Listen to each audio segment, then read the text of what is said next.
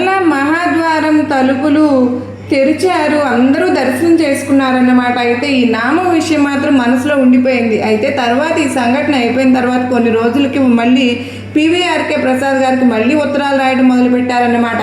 స్వామి వారి నామం గురించి మళ్ళీ ఒక్కసారి ఆలోచించండి, మేము కూడా దర్శనం చేసుకోవాలి అనుకుంటున్నాము కనుక మళ్ళీ ఆలోచించండి అని. అప్పుడు మళ్ళీ పివిఆర్కే ప్రసాద్ గారేమో అక్కడ అర్చకులకు అందరినీ అడుగుతారనమాట. అక్కడ అర్చకులు సరిగ్గా చెప్పలేకపోతున్నారు ఎప్పుడు మొదలైంది, ఎలా మొదలైంది అని. ఎవరు చెప్పలేకపోతున్నారు. సరే, ఈ పివిఆర్కే ప్రసాద్ గారు అంటారు, ఈరోజు సాయంత్రం నుంచి మీరు ఏం చేస్తారు అంటే ఆ నామాన్ని కొంచెం తగ్గించండి. నామాన్ని తగ్గిస్తే అప్పుడేమో అందరికీ నేత్ర దర్శనం అవుతుంది కదా అని చెప్తారు. సరే, అయిపోతుంది అది.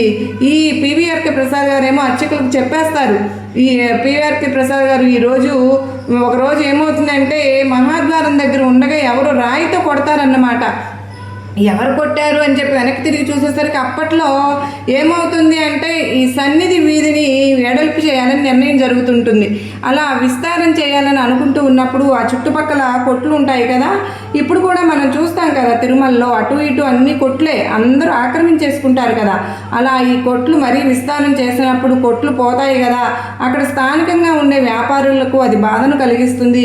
వాళ్ళు ఏం చేస్తారు అంటే వాళ్ళు కూడా కోర్టులో కేసు వేస్తే హైకోర్టు ఏమో వాళ్ళది తిరస్కరిస్తుందన్నమాట, స్టే ఇచ్చి. ఆ కోపంతో ఆ వ్యాపారులు ఏం చేస్తారు, ఇదంతా చేయించింది పివిఆర్కే ప్రసాద్ గారు అని చెప్పి రాళ్లతో కొట్టడం ప్రారంభిస్తారనమాట. అంటే దాడి చేస్తారన్నమాట ఈయన మీద.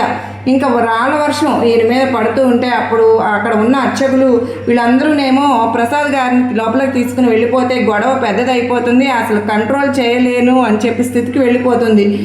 అప్పుడు కూడా ఈ రాళ్ళు వచ్చి లోపల పడిపోతూ ఉంటే అప్పుడు కూడా మహాద్వారం తలుపులు వేసేస్తారు. వేసేసిన తర్వాత ఆ గొడవ సద్దుమణిగిన తర్వాత ఒకసారి ప్రసాద్ గారికి మనసంతా ఏదోలాగా అయిపోతుంది.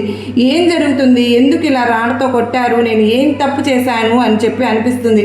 స్వామివారిని దర్శనం చేసుకోవడం కోసం మహాద్వారం తలుపులు తెరిచిన తరువాత లోపలికి వెళ్తారు.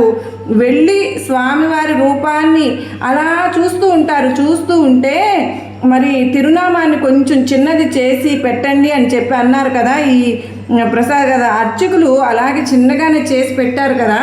స్వామి వారికి తిరునామాన్ని అలా చూస్తూ ఉంటే కళ్ళలో నుంచి నీళ్ళు వచ్చేస్తూ ఉంటాయి. నేను ఏం తప్పు చేశాను, ఏం జరిగింది, అసలు ఎందుకు ఇలా అయింది అని చెప్పి ఆయన కళ్ళల్లో నుంచి నీళ్లు కారిపోతూ స్వామివారిని దర్శనం చేసుకుని మౌనంగా బయటకు వస్తూ ఉంటే ఒక దర్శకుడు ప్రసాద్ గారితో చెప్తారయ్యా, నేను మీతో ఒక మాట చెప్పాలని అనుకుంటూ ఉన్నాను, మీకు గుర్తుందో లేదో లోగడ కూడా ఇలాగే జరిగింది, ఈ సంఘటన మళ్ళీ జరిగింది.